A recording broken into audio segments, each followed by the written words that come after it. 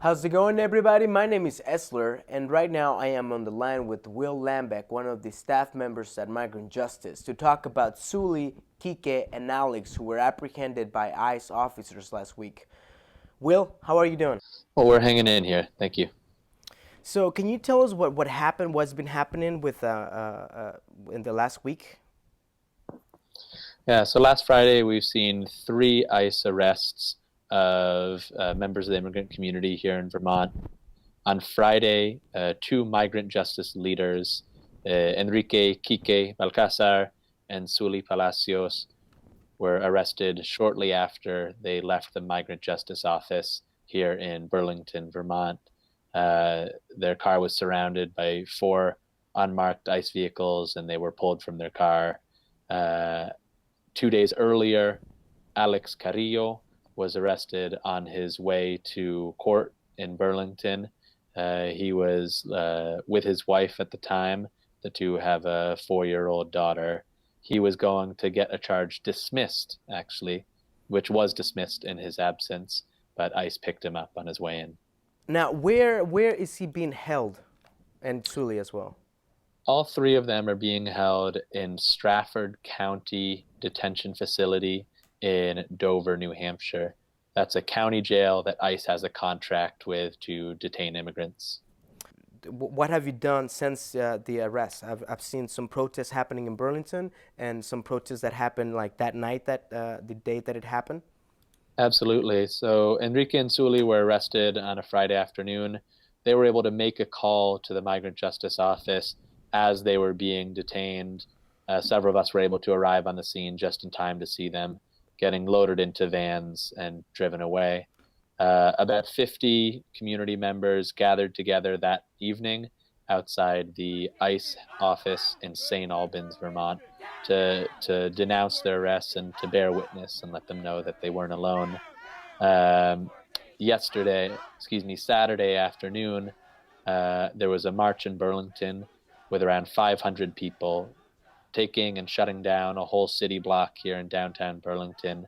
Uh, those 500 people mobilized in just a couple hours, and it's a real show of the spontaneous outrage that was sparked by these horrendous arrests. What can we do something for Kike and Suli and Alex right now? What is something that we can do? Yeah, so if you go to the Migrant Justice website, migrantjustice.net, there you'll see petitions for both Kike and Suli and Alex. If you haven't already, please sign those. Thousands of people from here in Vermont and around the country have signed those, flooding the inboxes of ICE's regional directors in Boston, Massachusetts. And that sort of public pressure works. When migrant justice leaders have been arrested in the past, we've mobilized community pressure and won their release. And we fully believe that we can do it again with these cases. So please go on and sign those petitions, join the thousands of others who have already done so. What is migrant justice view on across the U.S. with the Trump administration? This sort of attack on human rights defenders is typical for what we've seen from the Trump administration and what we've seen from the the person that is Donald Trump. This is how he deals with his detractors. So we call on people to support immigrant-led community organizations in their communities, wherever they may be. Now is the time to support grassroots leadership of directly affected communities.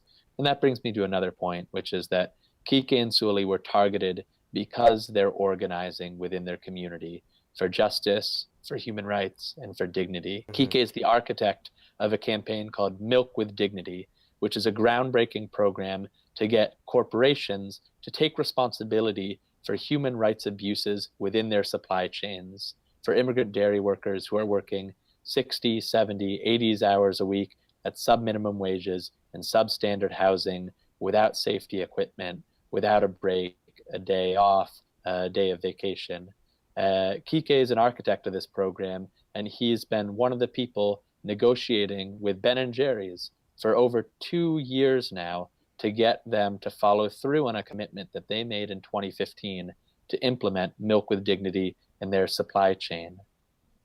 An organizer like Kike, it's with the intention of breaking the spirit of a community to stand up for their rights and with the intention of making sure that people are scared and easily exploitable. When we defend immigrant organizers against attacks like this one, what we're doing is we're supporting the capacity of immigrant communities to organize for their rights and dignity, like Migrant Justice is doing with the Milk with Dignity campaign. Well, Will, thank you so much for being with us today. Is there anything else that you would like to say? For those in Vermont, we have 2 rallies happening around the state tomorrow. Montpelier, 4 p.m., State House steps, and Brattleboro, and you might be able to help me out with the details on that one. Brattleboro Yes. tomorrow afternoon as well. Yes, we're still finalizing what we're gonna do here in Brattleboro. So please stay tuned. And again, Will, thank you so much for being with us today. And I'm with you in solidarity and with Kike and everybody over there. Thank you.